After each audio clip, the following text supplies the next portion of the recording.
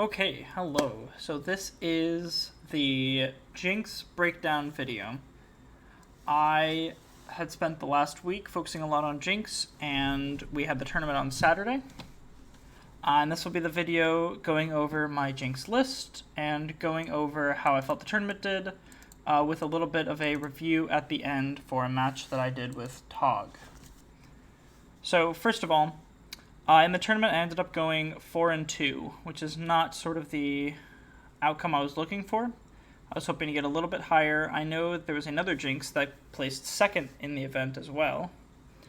I was hoping to do a little bit better with her during this, but I think I changed her too radically, too close to the tournament, for it to really have the practice that I needed, and I'll go over what I mean by that. Originally, I had a list very close to what you saw with Prismaticism's second place list, but then I changed it to what you're about to see. So first, we have pretty standard rune split, 8-4. You can sometimes go ahead with 9-3, but for this, we're going 8-4. We have fairly standard battlefields with Zon Warrens and Reaver's Row, but then we have the Candlelit Sanctum. The Candlelit Sanctum is here, one, to be a good going second battlefield for when we lose a drop a game. We can play Candlelit Sanctum and not feel bad about it. Before, when we were running Arena's Greatest, it always feels bad to have to give them the play on that as well as Reaver's Row, so that decision between which one was my going second battlefield was really tough, and Candlelit makes that a little bit easier. We don't give our opponent as much benefit to play it, and it synergizes with what makes my list rather unique for this tournament, which is the Nocturne.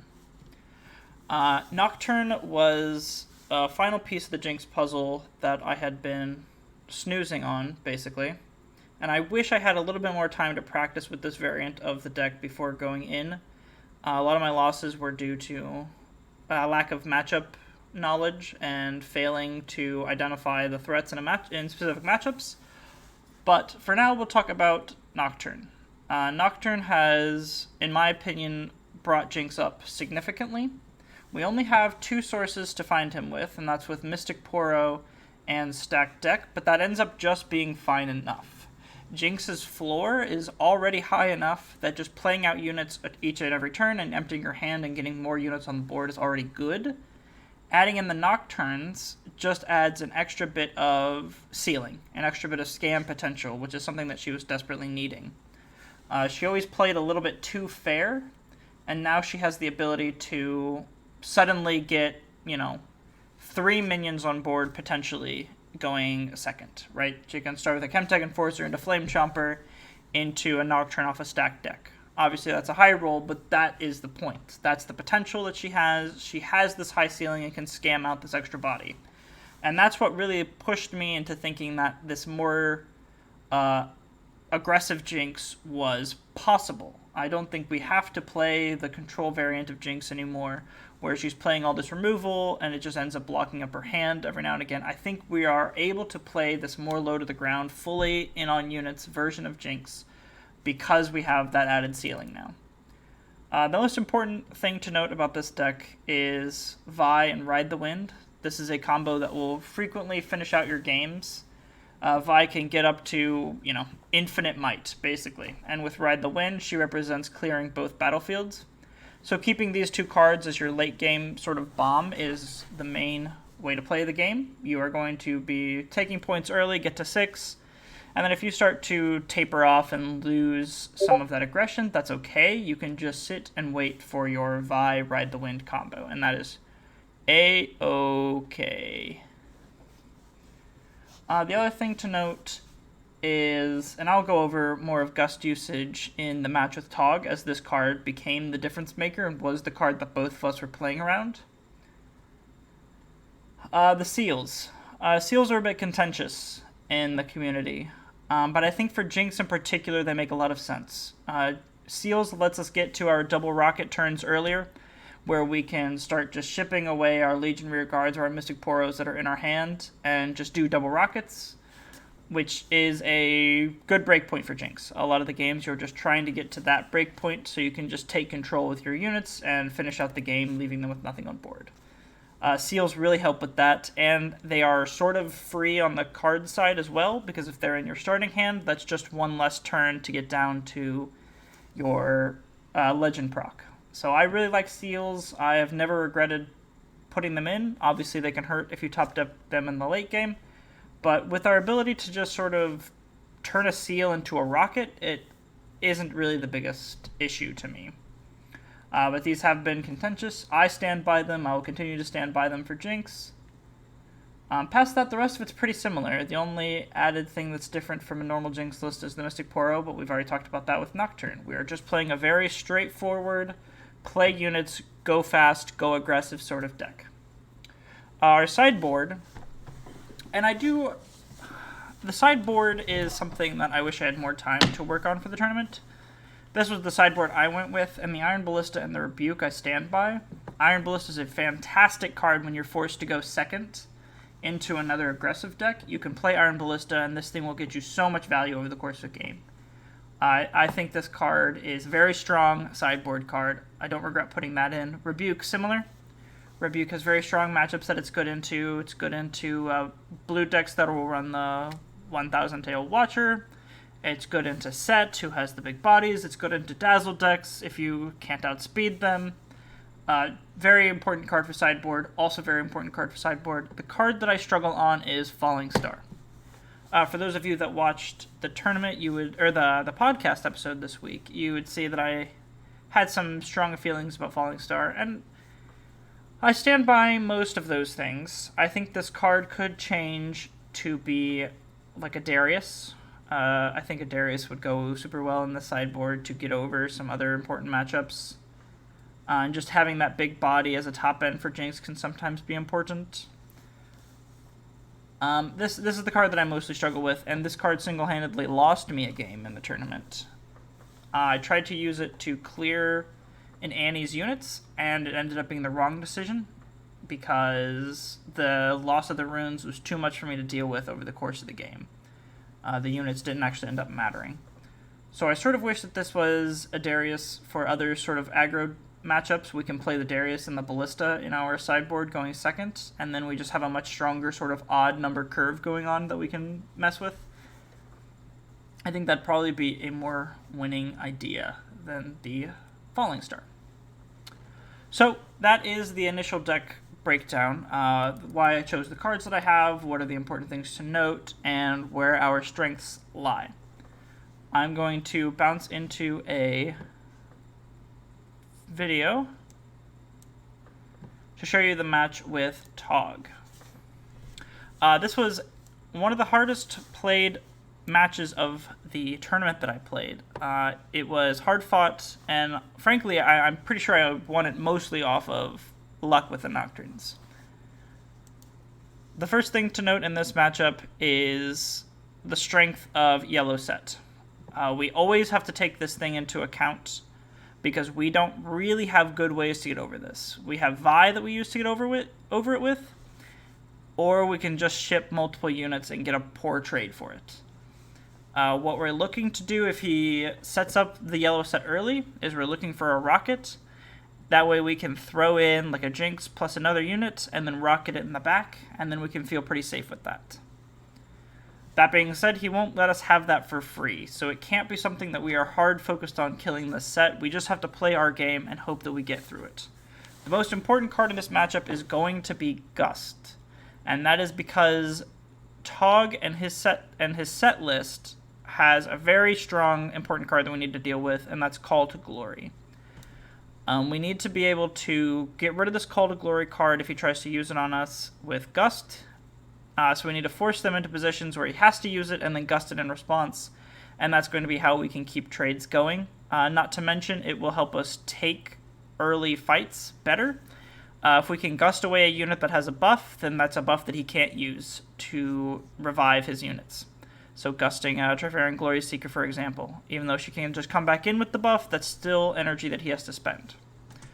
So that's going to be the cards that we're going to be looking for. We also are going to need to high roll in this matchup. It is a very hard matchup. Set plays at a pace slightly slower than us and with slightly stronger units that makes it really difficult for us to deal with. A Snap Vine also is just back-breaking for us.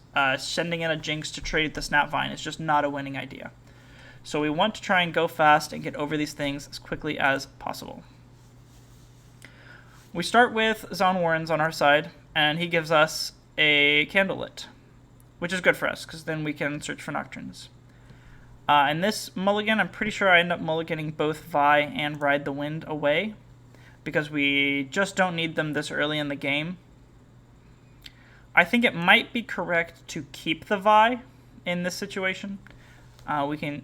We ship the Ride the Wind because we know he's going to be playing a more hold playstyle that Ride the Wind won't really help us that much with, as our units will just never be big enough to sort of take a favorable trade. But it might have been a good idea to keep the Vi to try and go over some more, but I think this mulligan is still a safe one. We get to go first, which is good, and we put down the Poro. We put down Poro because it has the most benefit to us on turn 1, and saving the Legion Rearguard for when the Accelerate matters is important. We have 2 Flame Trumpers in hand, so what we're trying to do is quickly get to as much as our discards as possible, which is why I shipped the Poro. We want to try to find a Chemtech Enforcer or a Traveling Merchant next, or even a Rocket in our next hand. That way we can just ship both of these Chompers onto the board immediately. Tog plays down a Pouty Poro, or not a Pouty Poro, Daring Poro.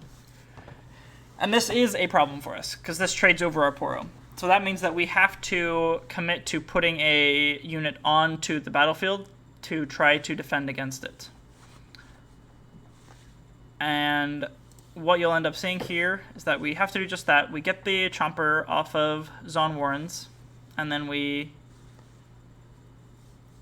Dun, dun, dun. Okay. I think that was risky. Looking at it back, that looked risky. I think all we have to do is play the Poro to Zon Warrens, discard the Chomper in base, and then play a Chomper on Zon Warrens. That way we have 5 represented there, and we just hold up a card trick, or a stack deck, to maybe try to find something, pretend that we have a Gust in hand, or potentially hit into the Nocturne. So I think this was a little bit risky. I think we're trying to look for a Gust to deal with the Poro, which we do end up finding, so is what it is. We move the Poro, we get the Chomper, and then we're just forced to ship a Legion Rearguard here. And then we pass. But this is what I meant with having a unit on the board. This could be a Chomper instead of the Legion Rearguard. The 2 kind of matters here. And keeping him for an Accelerate later could be important as well, even next turn, because if we assume that the Poro can go into us and trade with us with like a Call to Glory that he plays in his base and trades into us, we'd want to have this Accelerate into the next area.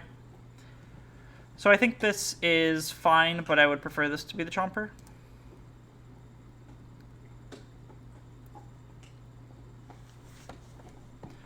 And that being said, he does have the Call to Glory and walks in with the Call to Glory. But this is also why we had to keep 1 mana up. We're trying to play for Gust if he misplays, but at the same time we also have Stack Deck, which has the potential to turn into a sneaky Nocturne. So he plays in here, we have no reason not to, so we play the Stack Deck, and we are rewarded with a Nocturne here. This is a huge swing for us. It means that he has lost 2 cards now, and he trades with 2 cards, but he doesn't get the point. So we're able to defend this with the Nocturne, and we have to play this sort of risky line too. We know that getting an early lead means that we can win this game, so we take this risky line to get a Nocturne, and we're able to turn this into positives for us. We still have the Gust, so we're not very afraid of the Trifarian Glory Seeker here, as we can always just trade over it. If he has the second Call to Glory, then that's a little bit painful for us.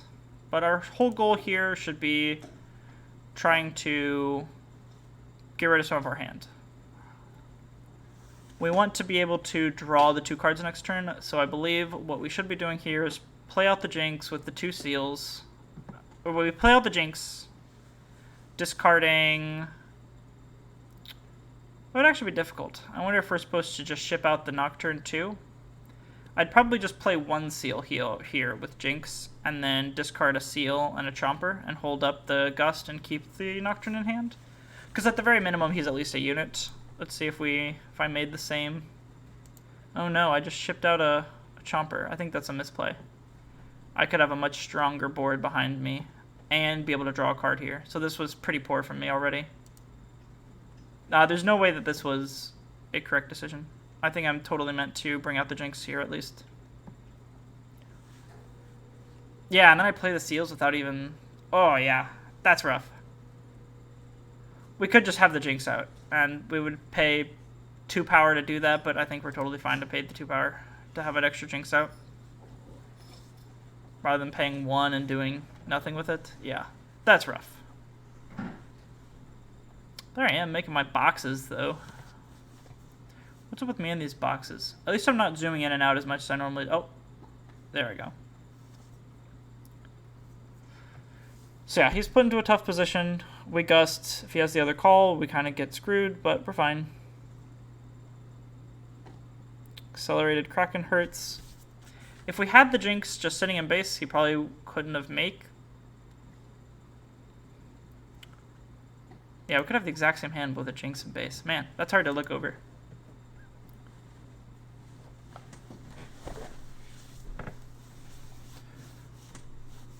Alright.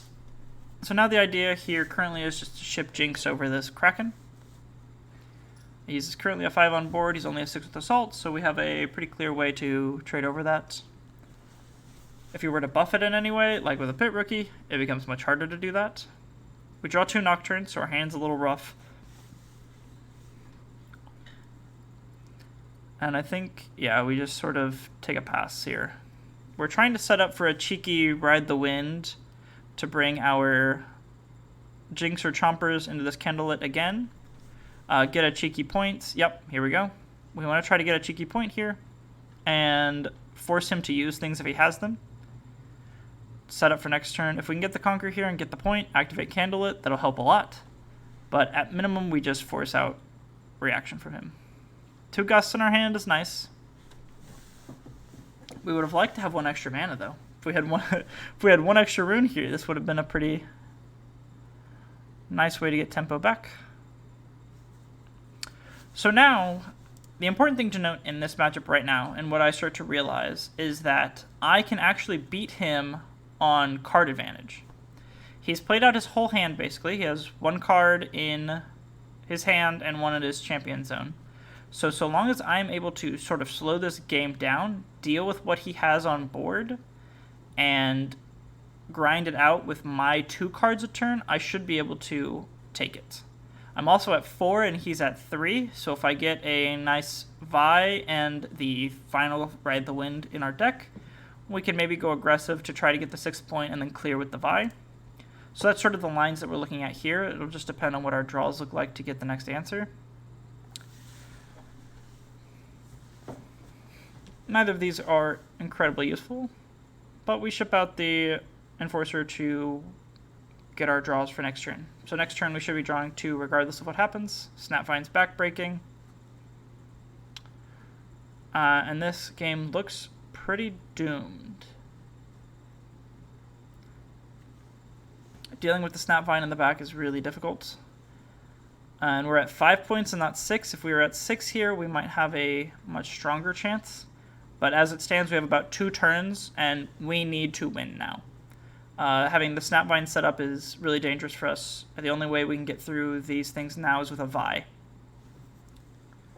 And this is the sort of matchup that I was considering about with Darius and getting rid of the Starfall for the sideboard, because I think this matchup becomes a lot more doable if we have the Darius and can go over 6 from the Snapvine with the 7 of Darius. We do draw the Vi, so we do now have a chance to go into this game. We are trying to find the 3rd Ride the Wind in our deck now. If we can do that, then we have a pretty strong chance of winning the game. What happened here? Oh, yeah, this was an issue with the TTS, I think, where one of my cards flew in. Huh, I don't know. Yeah, this was an issue that happened. Did I use a Ride the Wind? Hold on. Did I cheat him here? Let's see. I might have cheated him here. Because as we saw, as you see, like a card flew into it from Candlelit. Yeah, a card went into it from Candlelit. I had to Ride the Wind, but I'd already used to Ride the Wind this game. And then I thought that was the card, but I think it was actually a third Nocturne. So we made the wrong choice here. I should not have this Ride the Wind here. Well, that's unfortunate. I did kind of just scam Tog out of this game then. We were trying to determine which card it was that went into the pile. That's unfortunate. Either way, Ride the Wind is what we were looking for, regardless of how we got it. We're able to just play the Vi out now, and we will use it next turn to take the win. We probably... Yeah, having the Gust is really awkward. We want to try to find a way to get rid of the Gusts, just to draw an extra card just in case it's necessary. But we're pretty sure we're able to win with just a Vi Ride the Wind here. I guess it was supposed to be that third Nocturne. Interesting. Okay. Well, we misidentified the card that got sucked in.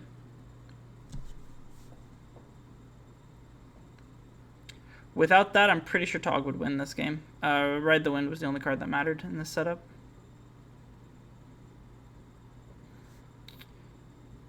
Yep. So then we are able to Gust Cytherea, and this is an important timing thing. I am reacting to Cytherea using her ability because he played Set, so I'm able to Gust something in reaction to that before my turn. That way I get an extra draw, and I don't risk him getting up any more runes. So this was pivotal in order for my Vi to get over, because that reduces 3 total might from the board that Vi has to get over. And eventually, with these 2 cards, we also drew a Rocket, so we're able to make the math a lot easier by just taking out this, taking out the Trifarian Glory Seeker, probably. Just getting out the numbers. And then Vi is able to go over with all of those in deck. He has no Hidden Blade here, so we're able to win. Okay, on to game 2.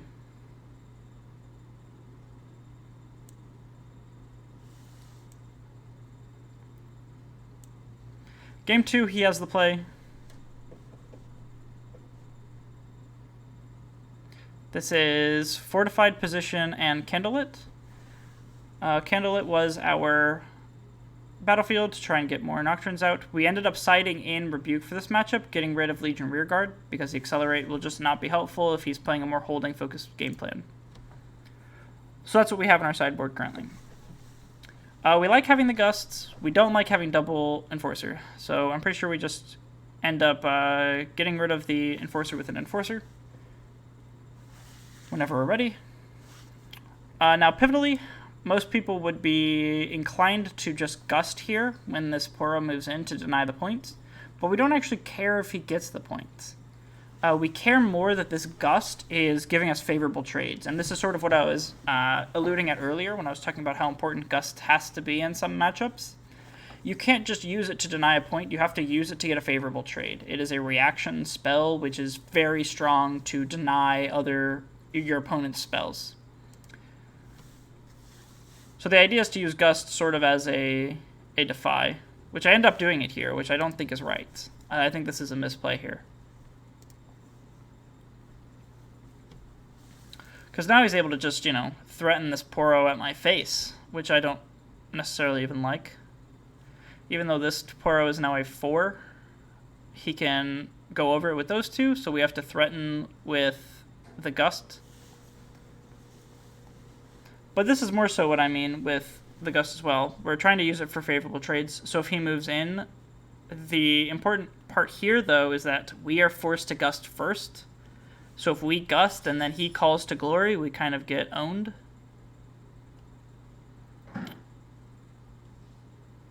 This is fine, we take the trade just because we don't want to get blown out by the call to Glory.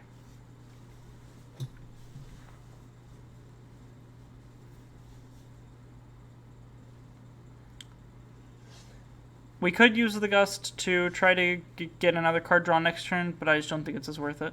the Poro would still die.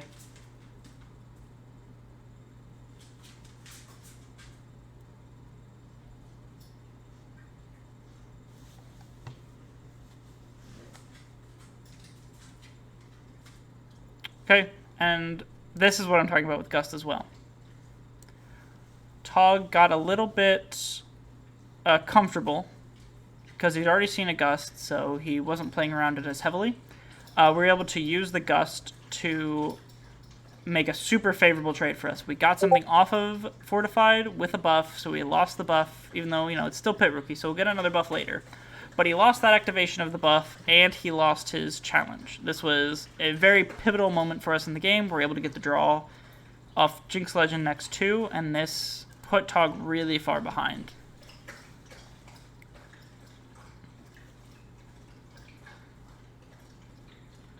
This is how we want to be using Gust more often, not just to bounce a single Poro back into his hand to deny a point. That is primo how Gust needs to be played. So here it's looking pretty dangerous. We want to keep our Enforcer in a position that he doesn't have to defend. He's going to want to attack. So it might even be lucrative for us to ride the wind hour. Oh yeah. Yeah. We did get extremely lucky by going to Candlelit and finding 2 Nocturnes off of it. This is what I meant by we high roll, but we do end up, spoiler, like losing this game. So even though we get this high roll, this was not a free game regardless. I think we are meant to ride the wind our Enforcer over to the other battlefield and make him land in base, probably with leaving a Flame Chomper there. Instead, it looks like we're going to go for a full hold. With the idea of trying to scam him out of a win, or scam him out of a point by bringing our Nocturne over for the defense.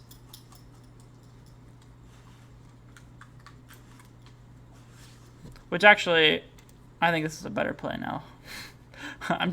I'm doing too much, but I think that this holding it for when they come in is a much better idea. Because I forgot about Fortified Position when I was talking about it earlier. Fortified Position will give us +4. So when I saw the Nocturnes come out, I made the decision to keep the Ride the Wind to bring Nocturnes over here to be a 6 on defense. Because they would be the attacker in that case, and then I could trade over pretty much everything that he could send. So he brings in the set, and then Nocturne goes over, gets a free point. And now he can't attack over there, because my Nocturne will be 6 against his 4. So we are able to deny him a point with this play and get a point of our own, which is very strong.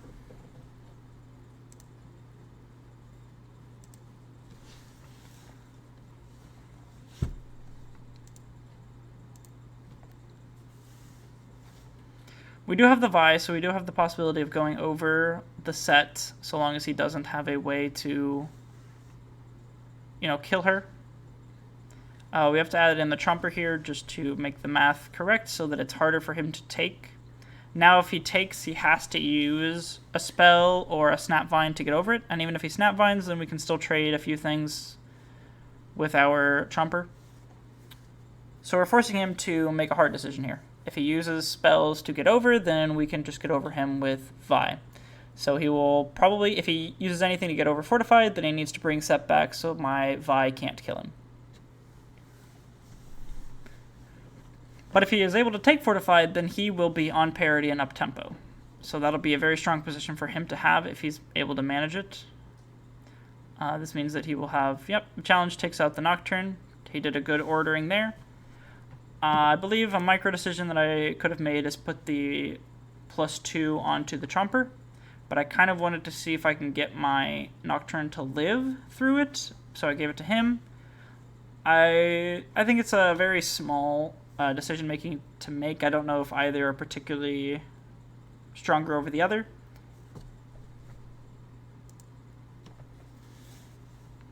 But if I would have given it to Chompers in this situation, then it would have been a full trade. So I would have killed an extra unit.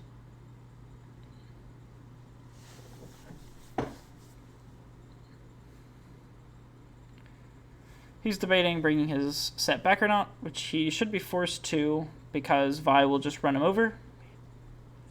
He might be wondering if he should hold up a Call to Glory Raw, and he has instead decided to...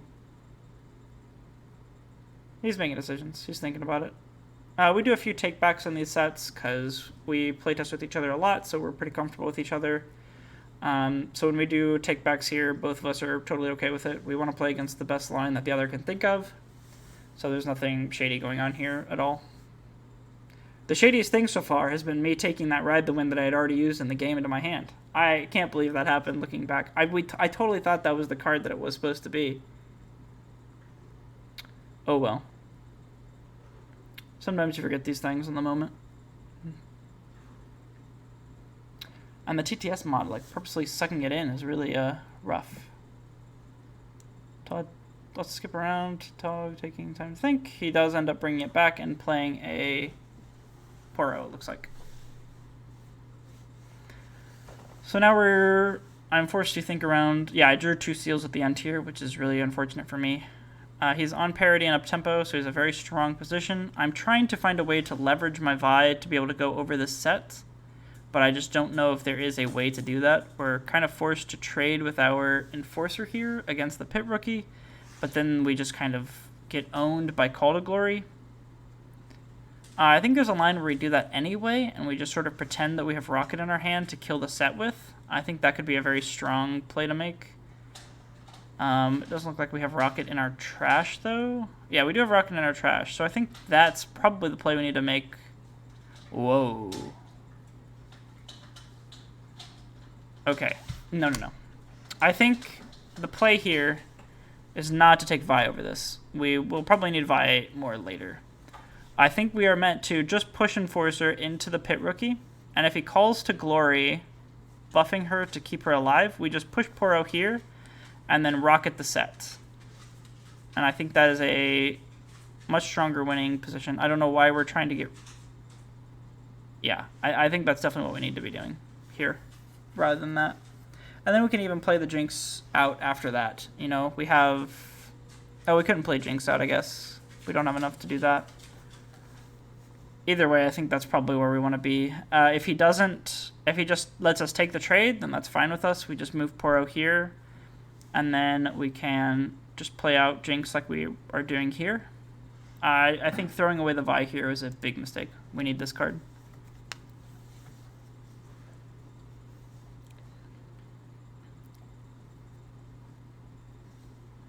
Yeah, because now Set just walks over her. Okay, so that was the big mistake for the set. We definitely lost it on that one play.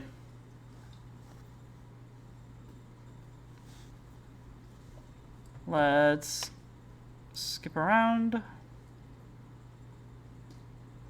He ends up snap vining. Pushes Set to the other battlefield, ends up snap vining the Vi, and it's basically over from this point on. The units are just too big for us to deal with. He has a hidden blade, so this game is done. On to the last one. The last one will be Navori Monastery and Reaver's Row. Now we'll see pretty quick into this game that I didn't realize how Navori Monastery worked, but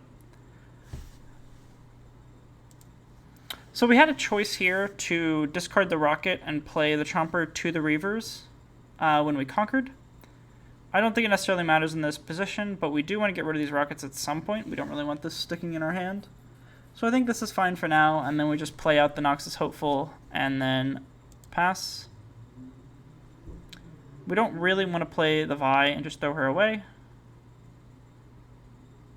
I had one floating, I didn't need to tap 2 here. I think I forgot that I had one floating, because I could have just played Hopeful and Vi, which probably would have been stronger in this position. Okay, so we're looking at... We do have an easy way for our merchant to come back here. If he tries to push, we just move our merchant back and discard a Rocket, but it doesn't seem like he'll give us that opportunity. This was a moment where I got very confused on how this battlefield worked. I thought it could only give you the draw if the unit that conquered it was buffed. So then I tried to gust, and then I thought about it, and I decided I didn't need to gust anyway, so the point of doing this was kind of bizarre, so we ended up taking it back. The same thing that we saw earlier with Tog, you know, him taking back movements throughout the game as well, so this was just sort of part of that same playtesting thing. I got real flustered here because I didn't realize I didn't know how that battlefield worked.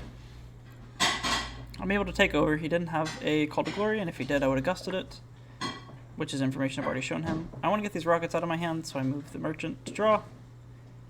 We don't have very good proactive plays here at all, so we're just kind of hoping that he's able to, that he plays into us more, so that we can make good use of our gusts. Snapvine's rough. Here we do have the opportunity though to score an extra point, get to 4, and bring our Chomper over into them. It's probably what we will have to do.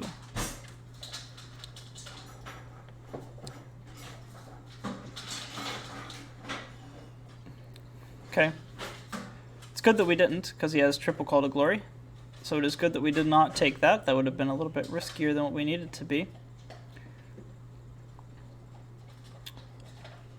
So we made the right decision here. We lost 2 of our gusts, but we got rid of 2 of his Call to Glories on basically nothing.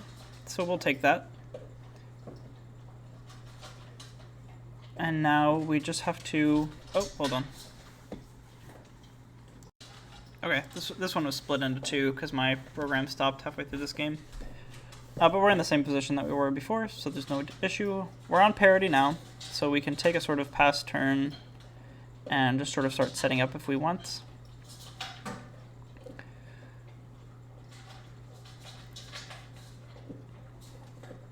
Yeah, I think we're going to try to go for an extra draw with our Merchant.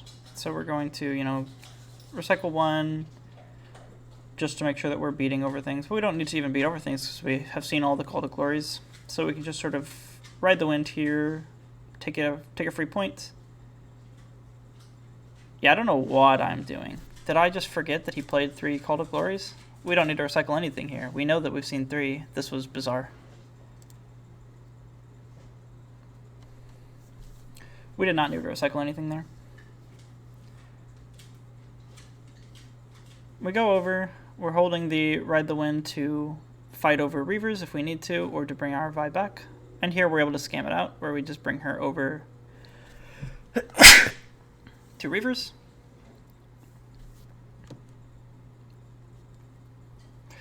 Which is a... If we didn't recycle all of those other cards too, we'd be able to just beat over this Snapvine next turn real easily. So, I don't know why we did it like this to begin with. He brings out his set. Probably is going to Showstopper. First mate, same thing. So he first mates, brings it over. We're able to keep our Vi, bring her back. But we are on 6 points, so long as we can find a way out of this current puzzle, and he has no mana, no Call to Glories, so all we have to do is convert this into a double capture, and we will be good. We have a Jinx still in our champion zone, and we know that we have a Rocket in our trash, and we will have the... Oh, and we draw into Rebuke anyway, so this should just be a pretty easy convert. We rebuke the big thing, move the Merchant in to get more in the discard pile, then we discard everything and take the win. We throw in an accelerated Jinx just to get over it, just in case. So we still have a few misplays throughout, but really what you see here is the strength of Ride the Wind. Being able to use it on their turn to take an extra point, really strong. To be able to sort of scam out extra points, be above tempo, because that extra point brought it so that we were in, you know, kill range this turn, which ended up mattering a ton. Because if we give him an extra turn here, the likelihood that he can make this set bigger and stronger is high. And he is not forced to, you know, play on battlefields then. So yeah, that was that set. That was the tournament run. I wish I had practiced a little bit more into some other matchups to convert it into higher ranking, but I don't think this version of Jinx is bad at all. I think this is probably the better version of Jinx. I think this is a winning idea for Jinx in general. Not trying to go for these removal spells that can end up breaking her hand. We just want to empty hand, put the units down, and beat them over with board presence. I hope this was informative. and I hope you all enjoyed the week of Jinx. Alright, I will see you later.